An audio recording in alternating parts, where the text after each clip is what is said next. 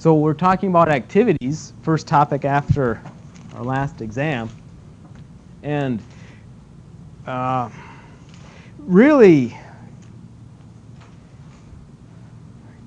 you'd almost have to, it goes back to, we've been doing something that we don't even realize we've been doing this whole time since we took general chemistry. Whenever you write an equilibrium constant expression, it's always products over reactants, right? But everything is always with respect to its standard state.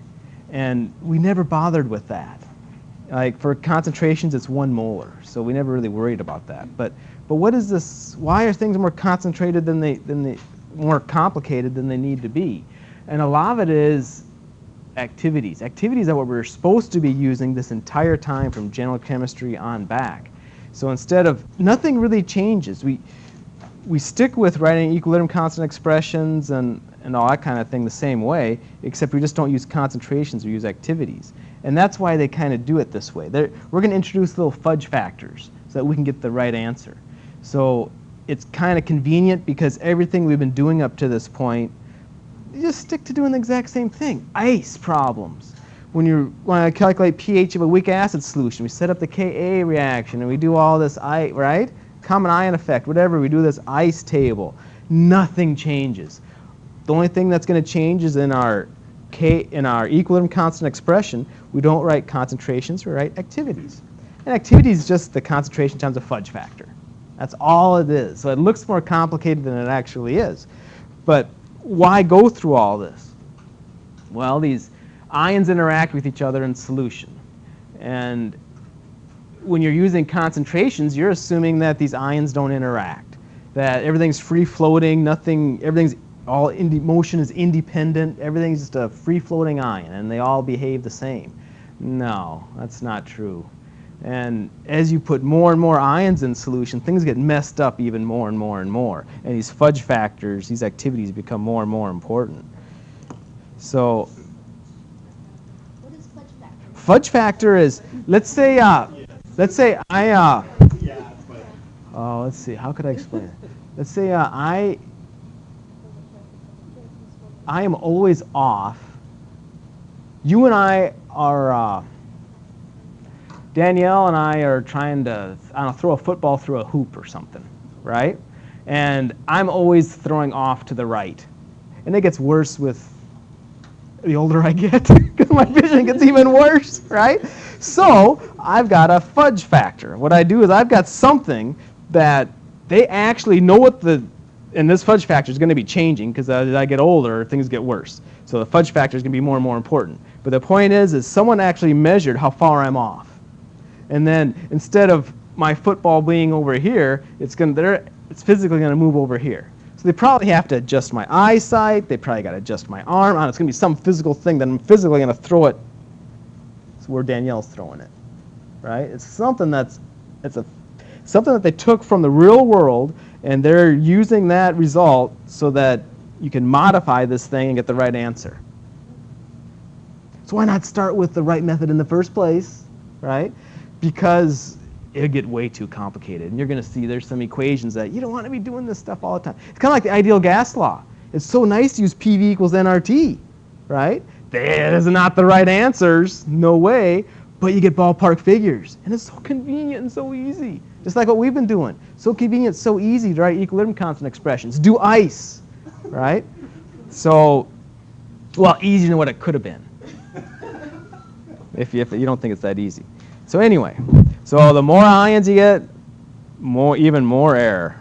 So things get ugly. Now this thought, let me back up a little bit. This thought, you know, I don't say a whole lot at meetings and things, but sometimes I do. And this reminds me of a meeting where I said something. And see, these guys that's in organic chemistry, I don't like organic chemistry. So I wasn't only halfway paying attention in the first place. But the problem is they were trying to get this electrophilic substitution, and they're trying to get this thing to react in this long branch. And then it was I don't know what sure the compound was, something for breast cancer or whatever. And they just couldn't get it to work. And they couldn't get this, they don't understand why. So I raised That's my hand. And I said, do you ever mess with ionic strength? The idea here is let's mess with water. Water has H2O. Let's mess with that chemical environment. Because you know hydrogen's kind of partial positive, oxygen's kind of electronegative. That's the ionic strength idea, the chemical environment, the ionic atmosphere. Well, let's mess with it. Let's throw some sodium chloride in there. It dissolves fully, and it's going to dissociate fully, and it's going to distribute itself completely nice and perfectly in that solution. It's going to homogeneously change the environment. You just changed water. That's the idea of ionic strength. Let's add some more salt. Let's modify it some more. But the point is let's see what the effect is on that reaction that they were after. So that was a good story. I've got a lot more bad stories than good stories, but that was a good one. So ionic strength. Give some examples, or give an example. Sabina here? There she is. I didn't see you in here. I saw your paper, but I didn't see you. Okay, give an example of an insoluble salt in water, and you've got this solubility chart to help you out. Something that should not be dissolving in water very well at all would be AgCl. Oh man, she picked a hard one, right? Because chloride, they're almost all soluble. But then she picked its exception. So very nice. Okay. AgCl solid. Shouldn't dissolve hardly at all. Okay. Brandy. How can we increase the solubility of that silver chloride without changing its KSP? Now, let's back up. How can you change KSPs, Brandy? I mean, they're in a table. Why can they put in a table? They can't put in a table if they can change. But you got to read the small print. They always say what on these tables of KSP? At 25 degrees Celsius, at 30 degrees Celsius. They tell you the temperature. That will change equilibrium constants. It will change all the equilibrium constants. So they're saying you can't change the temperature.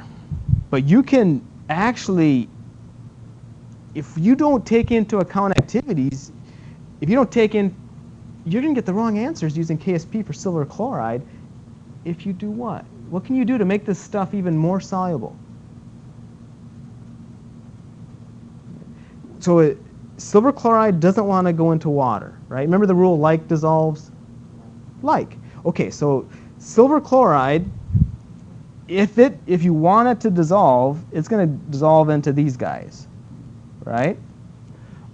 Are they polar or nonpolar, what it's breaking into? Extremely polar or just a little bit polar?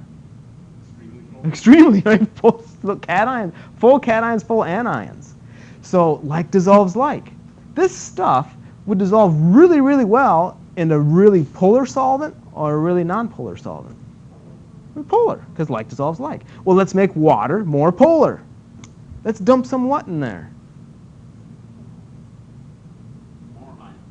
Yeah, more ions. What ions could you dump in there?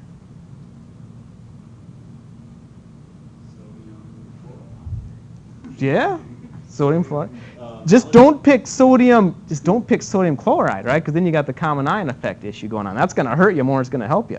So sodium, yeah, anything with that alkali metal and an anion, right? Now fluoride is going to make life, then it's going to make it a little more acidic. But chlorine has nothing to do, doesn't have any acidic properties, so it'd be fine. Okay, but yeah, just increase the ionic atmosphere. So add a soluble salt. That, you know, and make sure it's not common with silver chloride. But what does a solution's ionic strength mu, that's how I spell mu, refer to? Here's the equation for it. You have a solution. You calculate the solution's ionic strength using that equation, Jackie. Well, the half makes sense. This is our summation symbol, right? Summation. So we're summing up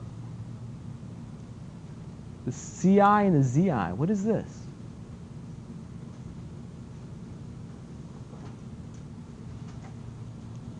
You want to get that? Ci is the concentration, right, of the ith component or whatever, right? You can have is a sum. You're summing over everything in solution. So if you have 10 components, well, then you can have the summing over 10 things. C is the concentration of that ith component. Z is its. Does anybody know? Z is its. Andy, what would you say? I guess the only hint I can give you is ionic atmosphere. Z is the charge. Z is the charge. So, yeah, you're making the sum over everything in solution, but if it doesn't have a charge, then there's no point in, right, multiplying its concentration times 0 squared. So just the things that are ions. You know, make ionic strength is summed over all the ions. And the more ions you have, right, the higher their concentration or the higher their charge, the higher the ionic strength. Ionic atmosphere, chemical environment. You know, it's charged atmosphere, however you want to think of it. Okay. Let's see if we can calculate the ionic strength for a couple things here. We've got 0.001 molar sodium chloride. Go ahead and see if you can get a number for the ionic strength. Do the same thing for 0.01 molar sodium sulfate. See what you get for these. And we'll see if we agree.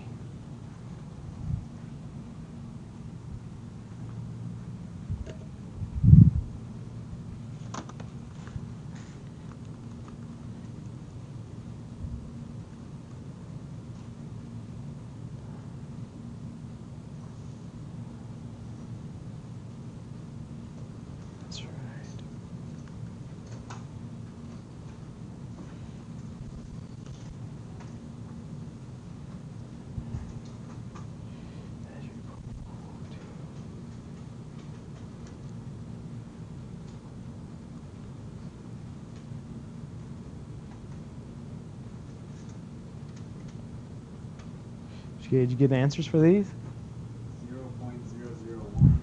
0.001. 0.001. Anybody get another answer for B? Kimberly, get an answer for B? 0.003. I hear 0.003. Anybody else get that?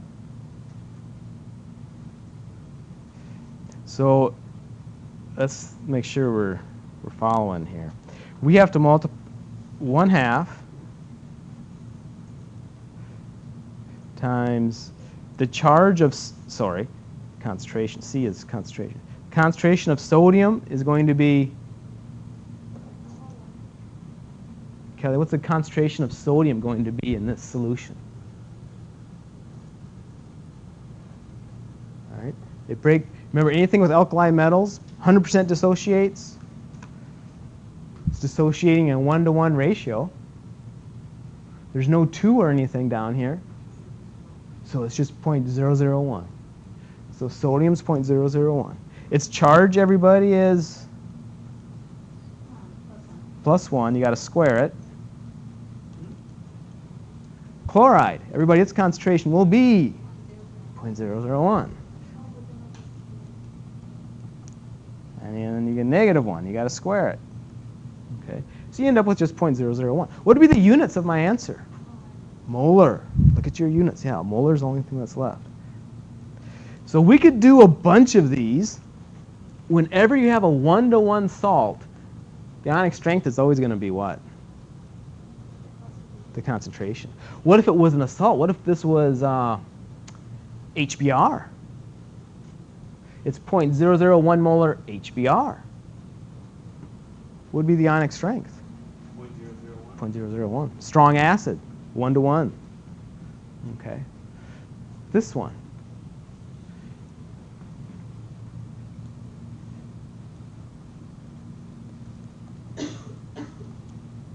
(1/2) times concentration of sodium. Monica, what's the concentration of sodium? 0.001. Ooh. Oh, Times 2. So 0.002. That's the trick. That's why we're doing this. Right? Because remember, anything alkali always breaks up completely. But you have 2 sodiums for every 1 sodium sulfate, so it's going to be, the concentration of sodium sulfate is 0.001. But the concentration of sodium is going to be twice that, because it's going to break up. You can get 2 of them for every 1 sodium sulfate. times the charge squared. Concentration of sulfate. Jeff, what's the concentration of sulfate? 0.001. Its charge is, I almost screwed up here, Desiree. What's its charge? Right, here's the hint right here. -2, right? Because that 2 went down there. And that is, you got to square it. Oh man, when I did this in my head, see, that's why you can't do things in your head. I always screw up. Okay, so what's the answer? Do you get 0.003? Yeah, see, I thought Ricky was wrong. But how the hell did you get that? I forgot to square the charge on the sulfate. All right? Okay. So, homework will have a bunch of those. Activity and activity coefficient. So this is what we're going to be replacing for concentrations. And this is our fudge factor that I was talking about.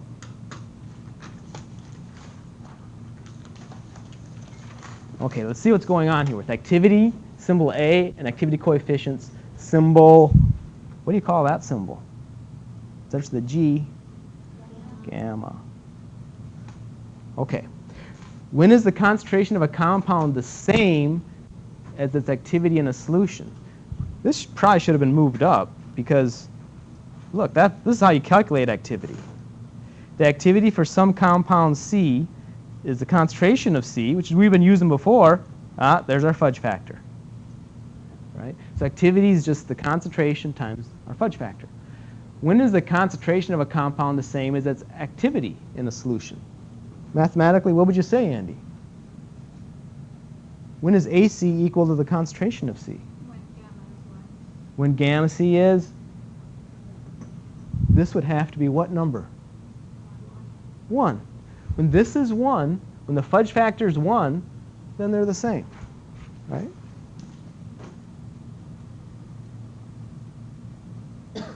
And the fudge factor is 1. Well, this is a tough question. How do you know when activity coefficient is going to be 1? What that means is that you don't need a fudge factor. There's no point to a fudge factor. How can that be? I thought this was so important. I thought you always had to have fudge factors. What's something where it can be in solution, it doesn't care if there's charge because it can't interact with charge? About nonpolar stuff or what? More specifically, you're right, you're on track there. Something that is completely nonpolar, something that does not have a charge. Does that exist? You bet it does. Here's an example. Right? What is this? What's that compound? Acetic acid. Weak acid. It breaks up a dink like a billionth. It gives up H plus and acetate, but exists like that in solution. Acetic acid doesn't care about ionic strength. It doesn't have a charge. It doesn't interact. You can dump as much salt as you want in there. Who cares? Acetic acid is not going to be influenced by it. Now, hydrogen ion and acetate will be, but because they have a charge. So anything with no charge.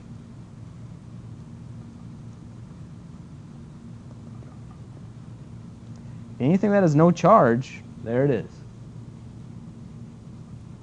So, I don't know. Melissa, you have to come up with some problem. You've got to figure out you're not using rats to figure out this answer. You're using some supercomputer to take into account everything that's going on in your body and your blood, and you want to know the dose that this dude has to take to reduce this tumor. Okay? So you're not going to use rats and do the whole, okay, the mass of the rat versus mass of the human, right? Or whatever they use, monkeys. You have to do it theoretically. Would you use concentrations or activities in such a calculation? Activities. Why? Because what's in your blood? I mean, it's not pure water in there. Ionic strength is going to play a key role in what's going on. So you want to calculate the pH of a solution, and you're making Coca-Cola, and this is a gazillion-dollar industry. I'm pretty sure they're not using concentrations in anything. They're using activities in everything. All right, everybody is. Otherwise, why be off? You don't want to be off. Okay. What would the activity coefficient be if the solution were acting ideally? Probably just what? Ideally, probably talking about 1. Well, how can you get an ideal solution? You know, you can't take away the charge from ions in solution, but you can make the solution really, really, really what? So it won't encounter any other ions. Really, really dilute. Make it really, really dilute. And then, heck, it can't interact with any other ions because there are hardly any around. Right? So make it really dilute. That would be one way to get an ideal solution. Write the KSP expression for the below reaction, both with and without activities. So KSP with activities. That's right, without. Without on this side, without activities, and with activities. What would it look like? Right, the KSP expression, it's just product over reactants, both with and without activities.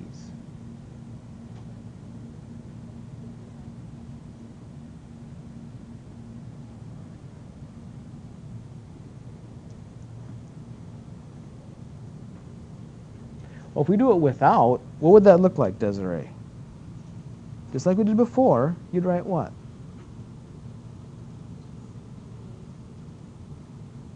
PB needs to be in what, though? Brackets. Times the I minus all over 1. So there it is without, just like we've been doing before. We want to use activities. We want to get the real answers and take into account ionic strength, but we don't want to use the same KSP, everything, make it convenient. It would look like what? What would it look like? The symbol for activity was, we use capital AC. I don't know, sometimes you see little a, right? So let's just stick with capital A's. The book might be using little a's. But they're kind of all over the place, but whatever you like to use. Capital A with a subscript, PB plus 2. Capital A with a subscript, I minus. Square it, all over 1. And if you, instead of writing this, if you wrote concentration of PB plus 2, that should probably be better, right? If you wrote concentration of PB plus 2 times activity coefficient with little PB plus 2 on it. That might have looked even better.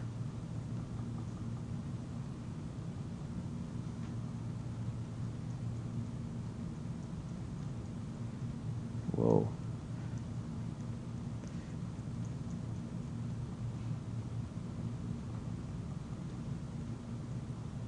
And where did I screw up? I have to square this. Do I square the fudge factor too? Yeah, because it's activity squared. So I better square both.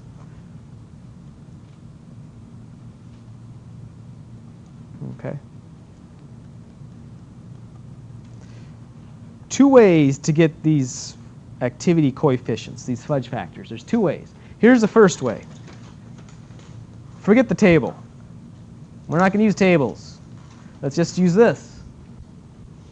So we'll do this whole side, get a number, all right, get a number for it. Then to solve for gamma, you have to do what to both sides? Raise it to the 10 power. Okay. Well, that doesn't sound bad. Don't have to use a table. Ooh, let's take a look at this. Okay, what is this stuff? So we're talking about getting the activity coefficient. Let's say it's for sulfate. Who cares? It's just for, it has to be some ion, right? We're going to calculate the activity coefficient, the fudge factor for sulfate. Okay, well, you have to plug in Z. What would Z be? It's charge, -2. Got to square it.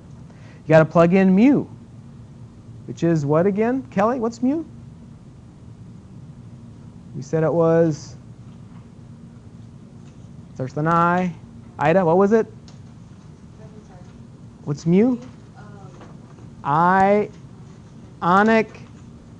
strength. Ionic strength. Okay, no big deal. What's this alpha? Kind of throw, this screws up everything. Forget this Debye-Huckel equation. You still got to get a table and look up the hydrated radius of the thing you're interested in. So forget it. We're not going to be using the table. We're going to be doing it the old interpolation way. Woohoo! Right? We've done it already, so it's not bad. Okay, so I think this is the way you're... The homework might have a couple like using Debye-Huckel, but what's that? Yeah. Yeah, you get what you pay for. So, well, I make too many changes and I don't keep track when it is. Is that the right table? What page is that? It's like the next section. Oh, yeah, there's a table. Look at page 83. We're on page 21. Right? So if you want to see this table, you can either look in the book or go to page 83. Okay. So in that table, why are some ions grouped together? What'd you say? Like, look at all these guys. Here's your ionic strengths. They're all listed here. But these are all activity coefficients. So all these numbers in here are activity coefficients. And look at, for this whole row, all these guys have the same activity coefficient. Well, they're all grouped. Probably why? They all have the same charge, and they all have the same. They all have the same. What's alpha again? Hydrated radius. So that's why they're kind of grouped. Okay. And to help you out on this table, notice how they kind of group things by, if your ion has a charge of ±1, it's in this area. ±2, it's in that area. So kind of, they're trying to help you out a little bit. Okay, so you can find things faster. Okay. So let's practice a couple of these. Let's find the activity coefficient for magnesium. Using that table that somebody found, Danielle found on page, what again? 83. Page 83.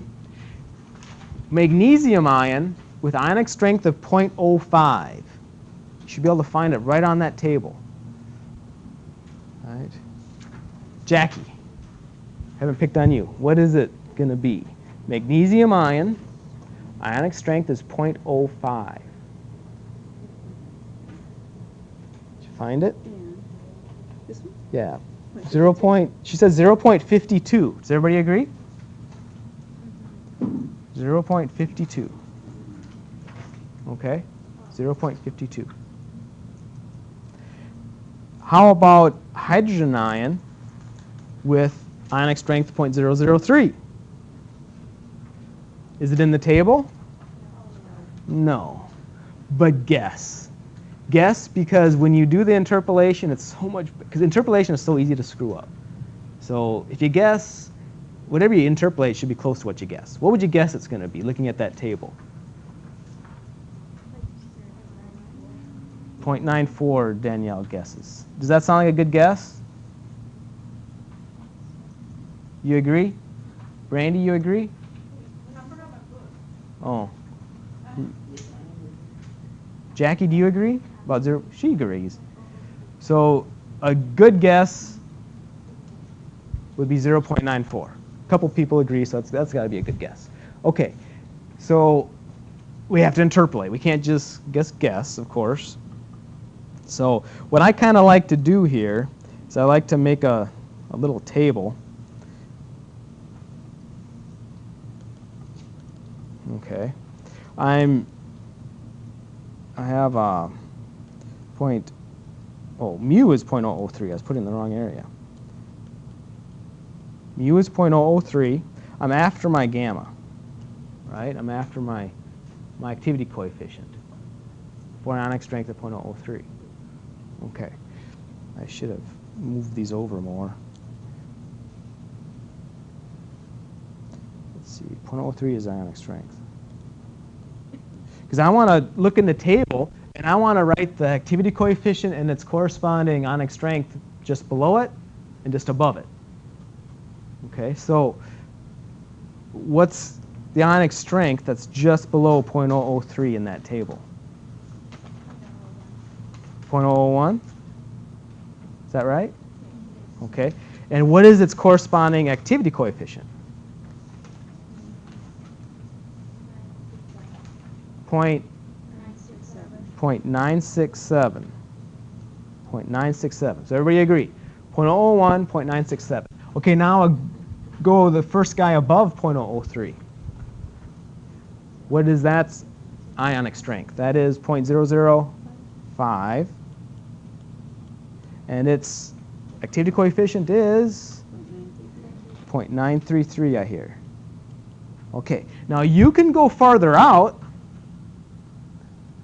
The thing is if you do that, well, first off, we're assuming a linear relationship, that this is nice and linear. Odds are it isn't, but it should be pretty close. And if you pick points that are farther out, that nonlinearity is going to mess you up even more. So that's why you pick the closest ones. Okay. So what we're going to do is pretty much a little ratio here. The unknown gamma interval, right? So here's my, it doesn't matter whether you take left, right? What is that? The right minus the question mark, or take the left minus the question mark. You just got to be consistent, okay? So I don't really care. I'm going to take that one minus that one. That's my unknown gamma interval. 0.933 minus question mark. All over the known gamma interval. 0.933 minus 0.967. Okay. And then my unknown ionic strength interval, that has to be 0.005 minus 0.003. I do the same side. Just be consistent. All over the known. 0.005 minus 0.001. So you play the game and you solve for your question mark. And that's why the guess really helps, because let's say you come up with a negative 0.93. Well, then you know you just got to flip the sign, and it's pretty close to your guess, and it makes sense. So see if you can solve for question mark and see how good our guess was.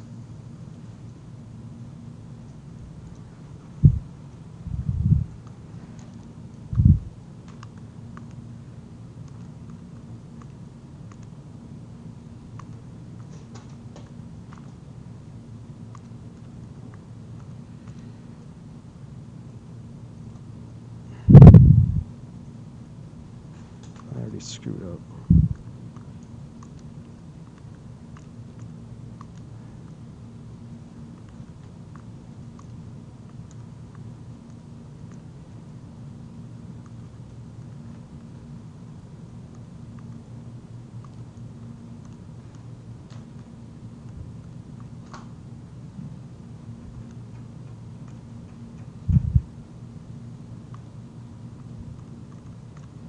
So I got negative 0.95.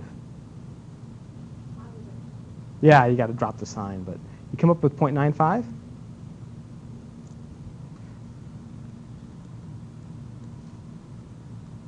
So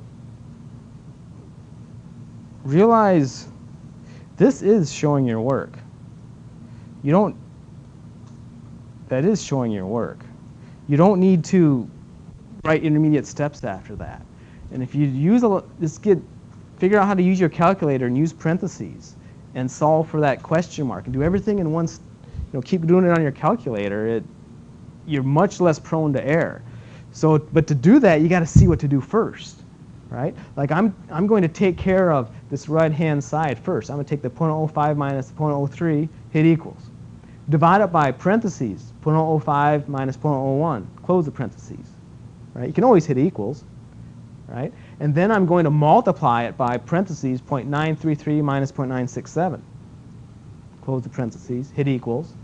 And then I'm going to subtract 0.933. Hit equals. And that's minus question mark, so you would be changing the sign. Okay. So Danielle did a pretty good job guessing. She may not even need to interpolate. She's so good. Okay. For non-ionic compounds in water, gamma, the fudge factor, is always, everybody, 1. All right, so here's some problems. Calculate the ionic strength of 0.0002 molar lanthanum iodate. So it just breaks up into its ions. Nothing special going on there is what it's trying to say. If you get it, compare your answers with the folks around you, then try the next one.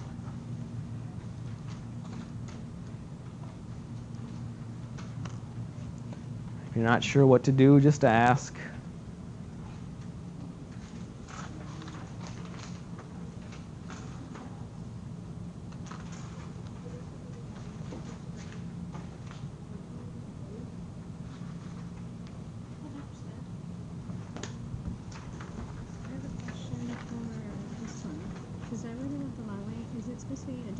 No, it's always times. Okay. Yeah, it's always times. Products over reactants, always times.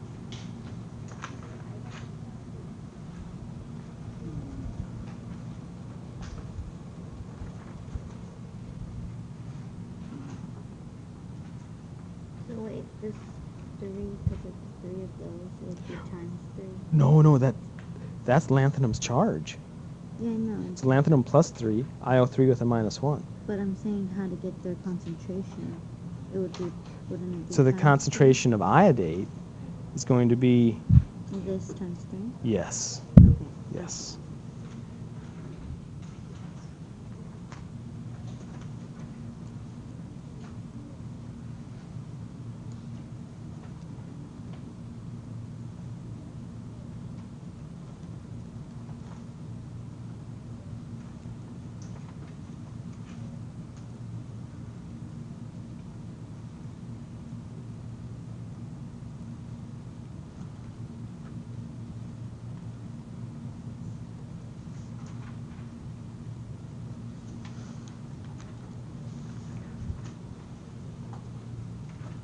So Jeff, what does this lanthanum iodate break up into? What would you say its dissociation reaction would be? Lanthanum iodate goes to? Are you asking like for the? Yeah, what would you write as the reaction? What would be the products? La3 plus La3 plus plus 3 iodate. and 3 iodates. Exactly. Right? And that's key, because then you can see that, oh, lanthanum 3, that's going to have the same concentration as the lanthanum iodate in the first place, but not the iodate. You get 3 of them for every 1 lanthanum iodate. So make sure you take that into account. Anybody get an answer for this? Andy, did you get an answer? I got 0.0012. 0.0012. Anybody else get that? Yeah. All right. Ricky got it. Jackie's not quite there yet. But probably that's it. Sabina, did you get that? Okay. Go on to the next one if you got it.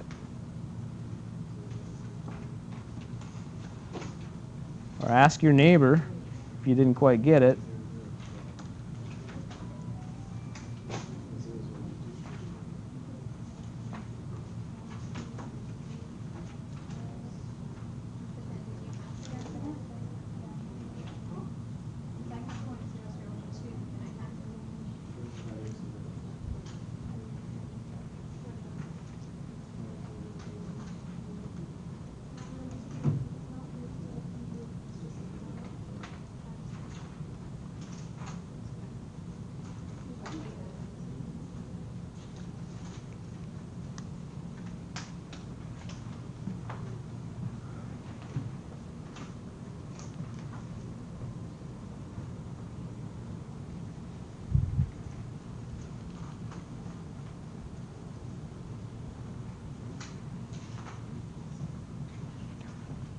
if your next one's the same as mine. Oh, here it is.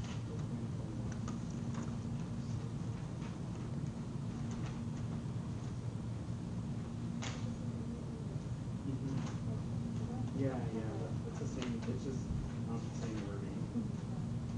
Here it is. Here's the sulfate.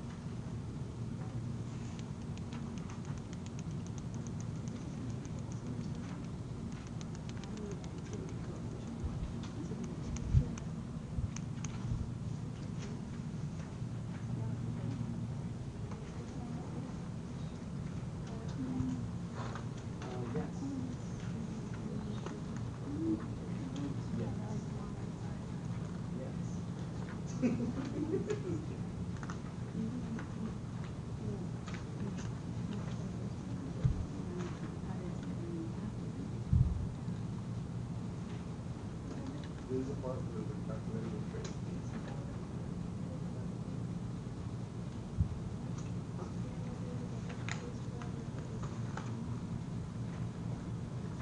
Oh, I never really did finish that story, did I, with the meeting thing? They were really happy and surprised by my answer, Andy. Oh, really? Yeah, they didn't think of that. So did it work? I don't know. That was they're going to go do that. I could have been their boss.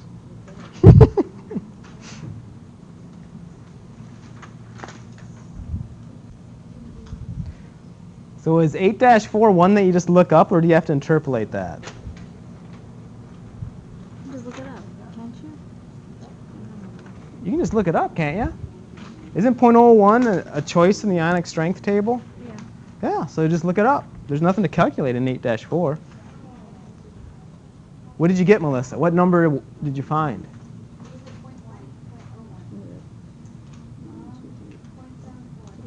She says 0.74. Whoop. No, she doesn't. 0.66. So just look it up. Activity coefficients to be negative? No. Just look it up.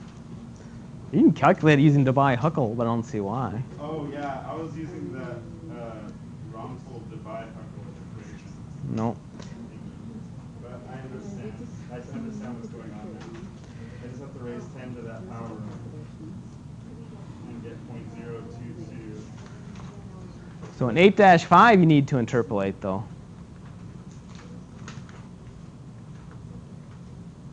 What is the true answer? So 0.66. I would set up, I don't know how I like to do it. I'd like to set up a table for something like 8-5 and interpolate. It's easier.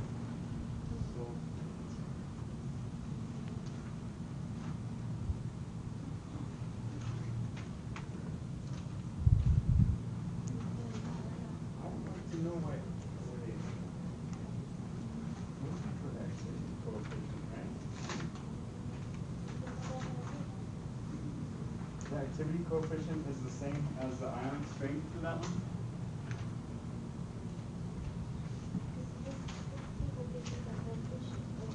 So you find sulfate.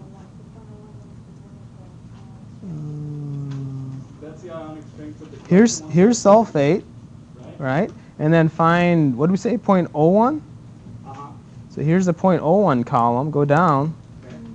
0.66. That's the ionic strength, right?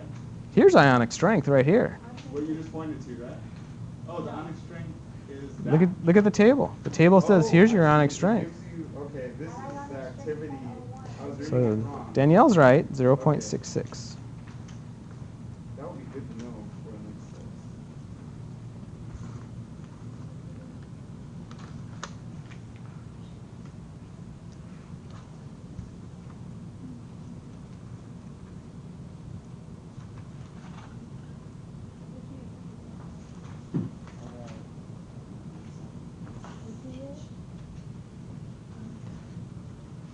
Anybody get an answer for 8-5 yet? I got .887. 0.887. You got, really? You guys can leave early. And get tests early. 0.887 is what Kimberly and Jeff got. I don't know how to calculate that. Like I didn't do that in the first one either. Okay, what I would do is, yeah, that's it. So you have it all set up. So I just put X here or something, or gamma, whatever. Yeah.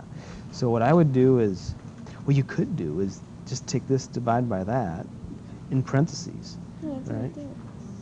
Divide this by that, hit equals, and then take it times this in parentheses, because that has to go up here. And then you have to subtract 0.86 from both sides.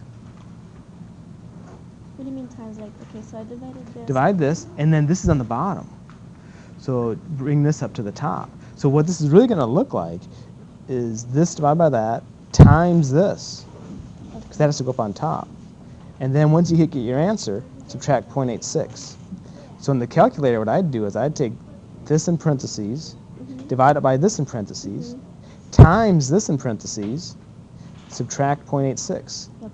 all in one big step.